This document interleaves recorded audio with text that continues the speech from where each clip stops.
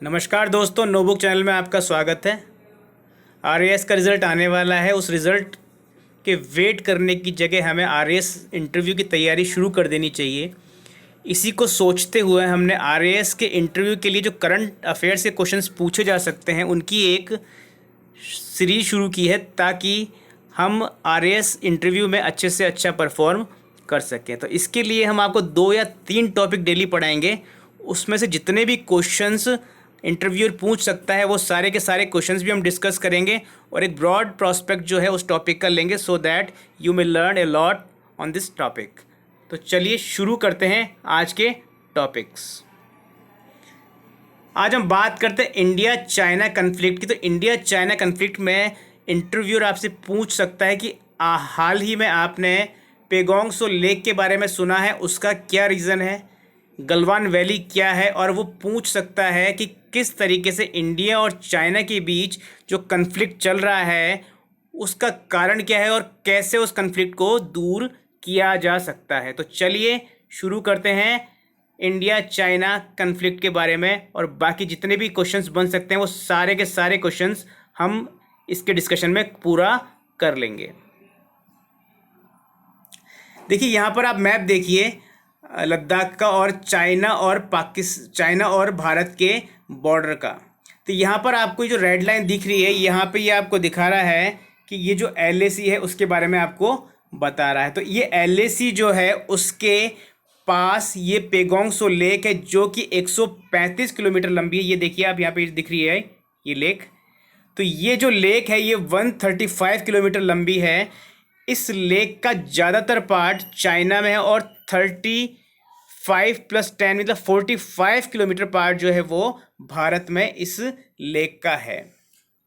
इस लेक के ऊपर ही भारत और चीन के बीच में LAC गुजरती है। इसी लेक के ऊपर अभी हाल ही में भारत और चाइना की सेना के बीच में कन्फ्लिक्ट देखने को मिला था। ये जो लेक है ये सबसे ऊंची खारे पानी की लेक है, ये बिल्कुल मीठे पानी की लेक नहीं है, इस बात का आप ध्यान रखिए। दूसरी बात ये है कि ये जो लेक है, इस लेक के ऊपर कुछ निकल जैसे हम मुट्ठी बंद कर लेते हैं तो हमारे जो ऐसे उभार आते हैं, मैं आपको मैप पे दिखा देता हूँ एक बार, देखिए इस तरीके से। तो ये जो उभार हैं इस तरीके का स्ट्रक्चर बना हुआ है। इस स्ट्रक्चर को हमने 8 भागों में बांटा हुआ है, जो कि वेस्ट से लेकर ईस्ट तक।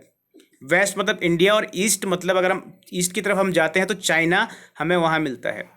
तो ये जो है यहाँ पे हमने नंबर डाला हुआ है 1 से लेकर 8 तक। तो चाइना जो है वो क्लेम करता है कि भारत जो है उसकी लिमिटेशन 2 नंबर तक है इसके अंदर, और भारत क्लेम करता है कि भारत की जो पोजीशन है वो 8वें पॉइंट तक है।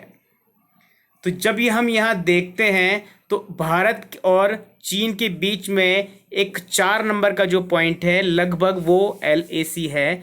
तो चाइना ने उस LAC को क्रॉस करके भारत की सीमा में घुसने की कोशिश की है, जिसकी वजह से कन्फ्लिक्ट भारत और चीन के बीच में बढ़ा है। इसी के साथ हम बात करते हैं गलवान वैली की, जो लद्दाख में उत्तर पूर्व में स्थित गलवान वैली है। वहाँ पर भी चीन ने यही हरकत की है और उन्होंने लाइन ऑफ एक्चुअल कंट्रोल को क्रॉस करके भारत की सीमा में 3 किलोमीटर अंदर तक प्रवेश कर लिया है।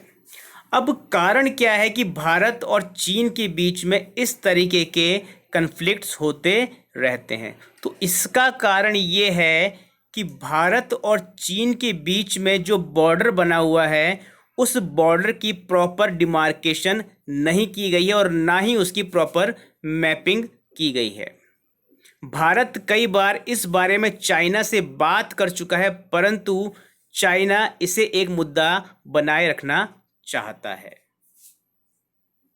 इस वजह से बार बार भारत और चीन के बीच में कई बार ऐसा भी होता है कि भारत के सैनिक चीन की सीमा में घुस जाते हैं और कई बार चीन के सैनिक भारत की सीमा में घुस जाते हैं। तो इस बार जो हरकत चाइना ने की है उस वजह से ये कन्फ्लिक्ट बढ़ा है और चाइना इसको बनाए रखना चाहता है, क्योंकि चाइना अपने देश के लोगों का और साथ में विश्व का भी ध्यान भटकाना चाहता है, क्योंकि चाइना उत्तरदायी है कोविड-19 के स्प्रेड के लिए। भारत और चाइना के बीच में खराब रिश्तों की वजह एक ये भी है, क्योंकि भारत जो है वो भी कह रहा है बाकी 62 देशों के साथ कि हमें चाइना के ऊपर एक प्रॉब बिठानी चाहिए, so that we can find whether China is really cause of कोविड-19 और नॉट। सेकेंडली, इंडिया और यूएसए के जो रिलेशंस बढ़े हैं और साथ ही भारत ने ऑस्ट्रेलिया के साथ जो स्ट्रेटेजिक एग्रीमेंट किया है पोर्ट को यूज़ करने के लिए, उससे भी चाइना खफा है और कहीं ना कहीं वो भी चाइना के लिए एक सिरदर्द बना हुआ है, ताकि चाइना इस तरीके की हरकतें करके भारत को दबाव में ला सके। और दूसरी बात, चाइना चाहता है कि जो भी डेमोक्रेसी की मांग हांगकांग तथा चीन में उठ रही है उससे भी लोगों का ध्यान भटका सके। तो ये है चाइना इंडिया कन्फ्लिक्ट के बारे में। तो चलिए हम देखते हैं एक और टॉपिक, ताकि एग्ज़ाम में हम बेहतर प्रदर्शन कर सके जब भी हमारा इंटरव्यू होता है। तो अगला हम टॉपिक लेते हैं boycott of China goods, whether it is feasible to boycott the China goods or this decision is only on emotions basis. तो आपसे इंटरव्यू पूछ सकता है कि क्या केवल ये जो मांग है कि चाइना के जो प्रोडक्ट हैं उनका बहिष्कार किया जाए वो केवल इमोशनल ड्रिवन है, या उनका कोई प्रैक्टिकल एग्जिस्टेंस भी है, और यदि है तो हम उसको कैसे अचीव कर सकते हैं। तो चलिए डिस्कशन करते हैं। देखिए, भारत और चाइना के बीच में जो ट्रेड है उसमें भारत जो है वो कई गुना चाइना से पीछे है। भारत चाइना से लगभग 7 गुना ज़्यादा इंपोर्ट करता है। तो यहाँ आप देख सकते हैं कि भारत जो है 2018-19 में $53.6 बिलियन फिस्कल डेफिसिट में था। भारत का एक्सपोर्ट $16.7 बिलियन था, जबकि इंपोर्ट $70.3 बिलियन था। जब इतना ज़्यादा फिस्कल डेफिसिट का गैप है तो इसका मतलब ये है कि हम चाइना के ऊपर बहुत ज़्यादा डिपेंडेंट हैं। अब हम किस किस चीज़ के अंदर डिपेंडेंट हैं वो देख लेते हैं। हम डिपेंडेंट हैं फ़ोन, इलेक्ट्रॉनिक्स आइटम, कई सारी मेडिसिन लाइक टीबी की, लेप्रोसी की and antibiotics and many more things on which we are dependent on China. Hashtag boycott China की मांग तब उठने लगी जब हमारे प्रधानमंत्री जी ने लॉकडाउन 4 के दौरान vocal for local means self reliant का नारा दिया। लेकिन वास्तव में हम जितना चाइना से इंपोर्ट करते हैं उसके लिए यदि हमें वहाँ से इंपोर्ट बंद करना है तो हमें सेल्फ सफिशिएंट होना पड़ेगा। परंतु वास्तव में देखा जाए तो हमारे पास जो रिसोर्सेज हैं वो लिमिटेड हैं, और उन्हीं लिमिटेड रिसोर्सेज को हम कहीं और भी प्रयोग कर रहे हैं। यदि हम उन्हीं रिसोर्सेज को उन प्रोडक्ट को बनाने में उपयोग करेंगे जो कि हम चाइना से मंगा रहे हैं, तो हम हाल में उन रिसोर्सेज का जिस प्रोडक्ट को प्रोड्यूस करने के लिए उपयोग कर रहे हैं उसकी एफिशिएंसी में कमी आने लगेगी। और ये कोई एक ही दिन का काम नहीं है, it will take a time, it is a long process. पर ऐसा भी नहीं है कि ये नहीं किया जा सकता, बिल्कुल किया जा सकता है, पर इसके लिए हमें टाइम चाहिए, कंपनीज को इनोवेटिव आइडियाज़ चाहिए, सरकार की मदद चाहिए और अल्टरनेटिव गुड्स चाहिए, तभी हम ऐसा अचीव कर सकते हैं। ऐसा नहीं है पहले किसी देश ने ऐसा करने की कोशिश नहीं की। चाइना ने भी, जब जापान ने चाइना के ऊपर अधिकार कर लिया था तो चाइना ने उसके प्रोडक्ट का बायकॉट करने की कोशिश की थी, परंतु वो सफल नहीं हो सका।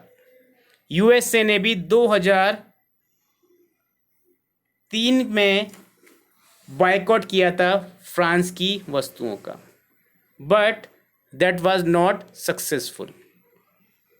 तो यदि हमें सच में सेल्फ सफिशिएंट होना है तो हमें इनोवेशन बढ़ाना पड़ेगा। और दूसरी बात यह है कि ये काम यदि हम बॉयकॉट करना चाहते हैं चाइनीज़ प्रोडक्ट का, तो ये काम भारत के सिटीजन कर सकते हैं, गवर्नमेंट नहीं कर सकती, क्योंकि गवर्नमेंट कई सारे एग्रीमेंट्स और रूल से बंधी हुई है जो कि इंटरनेशनल ट्रेड रूल्स हैं। भारत यदि किसी भी प्रोडक्ट के ऊपर चाइना के बैन लगाती है तो चाइना भी बिल्कुल वैसा ही करेगा, जिससे भारतीयों को नुकसान होने के चांसेस बढ़ सकते हैं। जैसा कि यूएसए के द्वारा जब चाइना के ऊपर बैन लगाया गया तो चाइना ने भी यूएसए से जो सोयाबीन इंपोर्ट होती थी उसके ऊपर बैन लगा दिया। उस बैन की वजह से अमेरिका के किसानों को बहुत लॉस हुआ और अमेरिका को उन किसानों को इंसेंटिव देना पड़ा। तो इसलिए ये अगर हम बात करें तो अभी की तारीख में इमोशनल ड्रिवन स्टेप है। यदि हम सच में चाहते हैं तो it will take some time and we will need to prepare for this.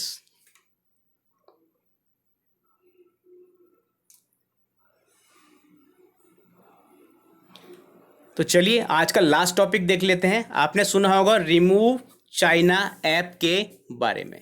Remove China app एक जयपुर बेस्ड स्टार्टअप कंपनी थी, वन टैग ऐप लैब्स, जिसने ये ऐप बनाई थी जिसका नाम था रिमूव चाइना ऐप। इस ऐप को लगभग 5 मिलियन लोगों ने डाउनलोड किया था और ये ऐप ऐसे काम करती थी कि जब आप इस ऐप को डाउनलोड करते हैं तो आपकी स्क्रीन पर जितने भी चाइनीज़ कंपनी के ऐप्स हैं वो सारे के सारे ये ऐप डिलीट कर देती थी। परंतु गूगल ने इस ऐप को 2 दिन में ही हटा दिया, जिसका कारण गूगल का चाइना को सपोर्ट करना है।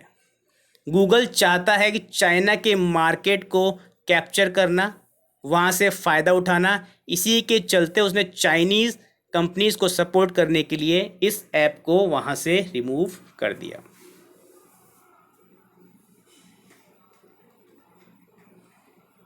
तो इसी के साथ हम आज का जो टॉपिक्स है वो समाप्त करते हैं।